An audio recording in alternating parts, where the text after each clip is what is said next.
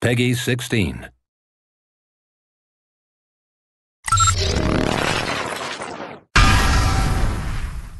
So for me, Ghost Recon Online is really about trying to capture what it feels like to be a Special Forces guy.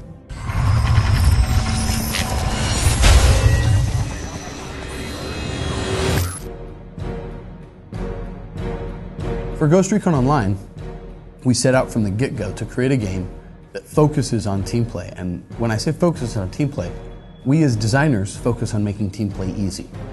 So the goal we have in Ghost Recon Online is that it's easier and more beneficial to play as a team than it is to play as a lone wolf. And I think what we've achieved in Ghost Recon Online that is a bit different from everyone else is this whole idea of accessible team play. It's the feeling of playing in a team, the feeling you have from when you're coordinating with your teammates and you achieve something, but without actually having to go through the paces of quitting your job or skipping school, to be practicing with clanmates 24 hours a day, be coordinating and drawing maps on the board of how are you going to approach the map. How do you, the question we ask ourselves is how do we bring that feeling from people who played in really hardcore clans and make that accessible to anyone, whether they're jumping in for an hour or whether they're jumping in for the whole day. Each character class has two different abilities that they can switch between during the game. Each of these abilities has key strategic and tactical differences in how they can be applied. Some are more offensive, some are more defensive.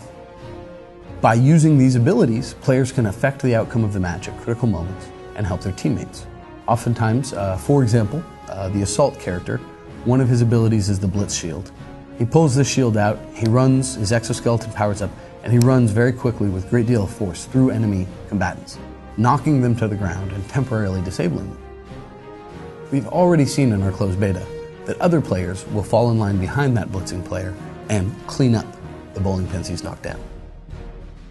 Now this is just one example, but it's how we try to craft our abilities and our key gameplay elements to encourage and make it easy for people to work together.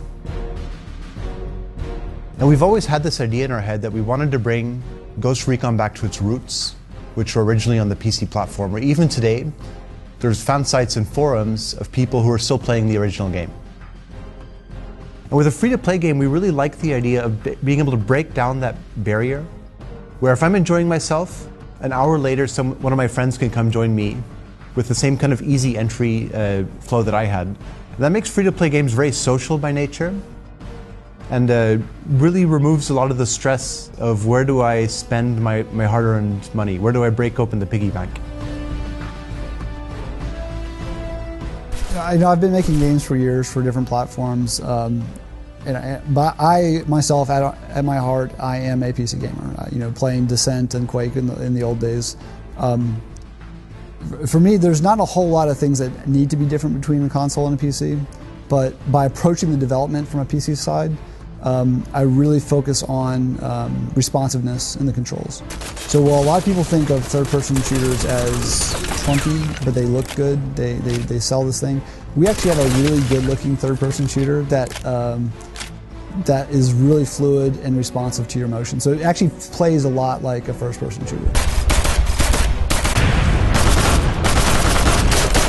Any PC gamer out there would tell you the map is what makes that experience, right? And for me, as a game designer and also as a level designer, it is half of my gameplay. So we're not trying to create 10 different game modes for one map. Right now we're focused on one map, one game mode, one flow that really is good and supports that. And I think that's a pretty big differentiator for us from lots of other games out there. They'll tout 22 different game modes and they'll have 6 maps and you play, and none of them necessarily play well. So by us focusing on our map design with one game mode, it actually allows us to achieve the best possible flow and kind of team play that we can with that map design. From the quality of the controls, the quality of the assets, your characters in Ghost Recon Online, we want to build that high quality experience, an experience that doesn't feel like a free-to-play game, that just feels like a game. Because right now, in this day and age, that's what matters. The access to a game that's fun, that you enjoy. Labels aside, that's what we're here to do, is create a game. Quality, engaging, fun experience you want to come back to.